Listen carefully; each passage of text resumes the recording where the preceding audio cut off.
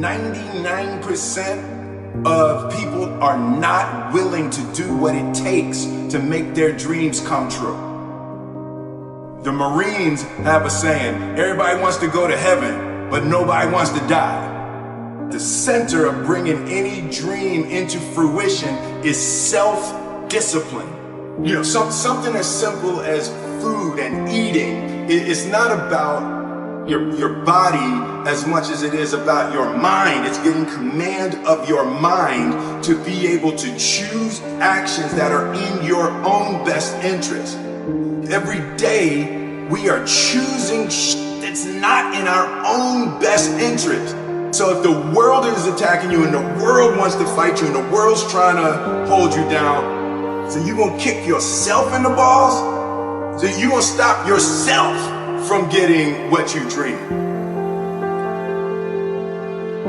Put God first.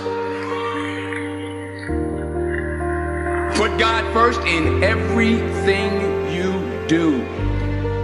Everything that you think you see in me, everything that I've accomplished, everything that you think I have, and I have a few things, everything that I have is by the grace of God. Understand that. It's a gift.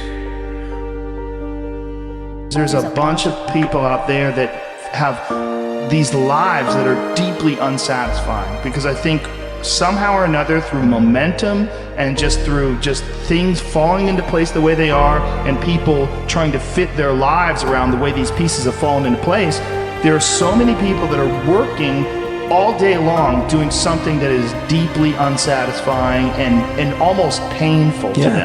If you make furniture for a living and you feel a great satisfaction out of that and you sell that furniture, look man, making furniture feels good.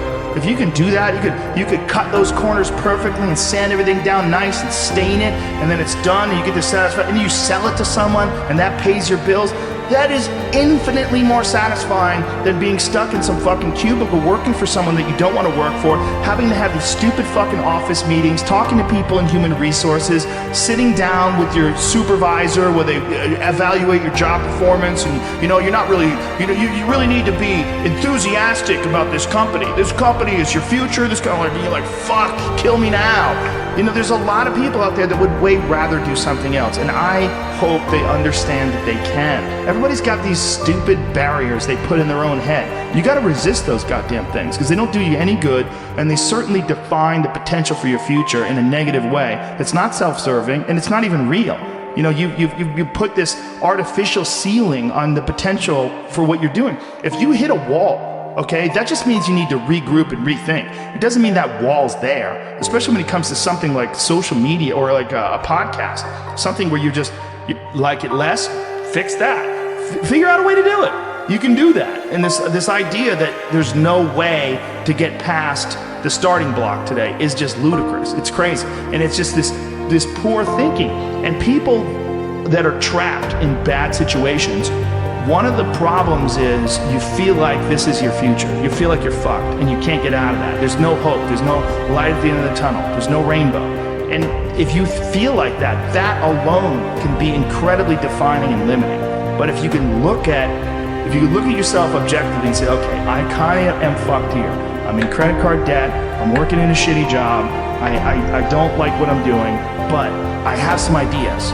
I need to feed those fucking ideas. I need to feed them and water them, and I need to set aside a certain amount of time every day to just try to make those things happen. You can do that. I did not have a rich father. I tried 3 times for university. All failed. I applied for Harvard for 10 times. All failed. They don't even want to see me. For the last time, I went to the teachers college, which was considered the 3rd or 4th class of my city. So I applied jobs for 30 times, got rejected. It was so difficult at that time. I was so frustrated because I taught in the university. My pay was $10 a month because I could not find a good job. In 1994, discussed that I'm going to do something called internet. And 23 of them against it. They said, this is a stupid idea. We have never heard about internet. And you know nothing about computer. And I never thought I was smart. Nobody believed that I could be successful because everybody say, well, this guy think differently, think crazily, you know, they think about something never work. I tried to borrow $3,000 from the banks. It took me 3 months, but I still cannot get it. We talked to over 30 or 40 venture capitalists. Everybody said, no, forget it. A lot of people said Alibaba is a terrible model. As I said, I believe it. I think this thing could be big if we keep on working. I never thought it would be that big like today. But I believe that something is waiting for me there. And I have to work hard to prove myself. That was the tough experience. So we gathered $50,000 from 18 founders. We started. For the first 3 years, we did not have even $1 revenue from our business. It was not easy. I went to college. I went and worked out 5 hours a day. And I was working on construction. Because in those days in bodybuilding, there was no money. I didn't have the money for food supplements or anything. So I had to go to work. So I worked in construction. I went to college. I worked out in the gym, and at night from 8 o'clock at night to 12 midnight, I went to acting class 4 times a week. So I did all of that. There was not one single minute that I wasted. And this is why I'm standing here today. At the age of 20, I went to London and I won the Mr. Universe contest as the youngest Mr. Universe ever. And it was because I had a goal.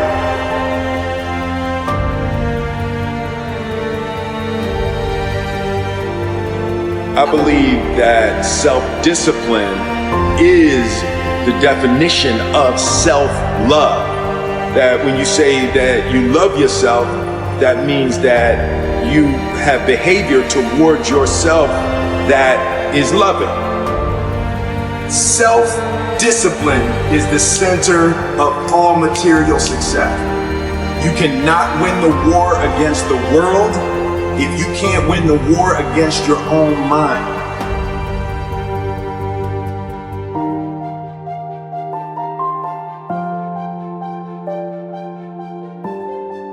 What is it that gives your life a sense of meaning and purpose? Because once you find that, it puts you in your power place. See, if you know what your life work is, I encourage you to start working on it. If you can't do it all at one time, do just a little bit of it. And if you don't know what it is that you showed up to do, if you don't know why you're here, I encourage you to find out what your purpose is here. What is the meaning of your life? What will be different? Have you ever asked yourself that question? I've done that. I remember coming from a friend of mine's funeral and I was reflecting on how much time I had left. And I went for a walk in a park thinking about this guy whose life was so promising. And I mean, he wasn't an old guy, he was quite young in fact. And I thought about all of the things that he said he was going to do, and he never got a chance to do those things. And I started thinking about my own life and how much time I had left to do the things that I would like to do. And at that time, I wasn't sure what my life purpose was, what my life's work was. I wasn't sure about it at that time. And I thought about it quite a lot. I had some idea, but I wasn't convinced, and I don't think I felt worthy. I didn't believe that it could be me to do this kind of work that I'm doing right now. And I say to you that if you begin to take a conscious effort to find out what it is that you're supposed to do, I say that it can literally save your life.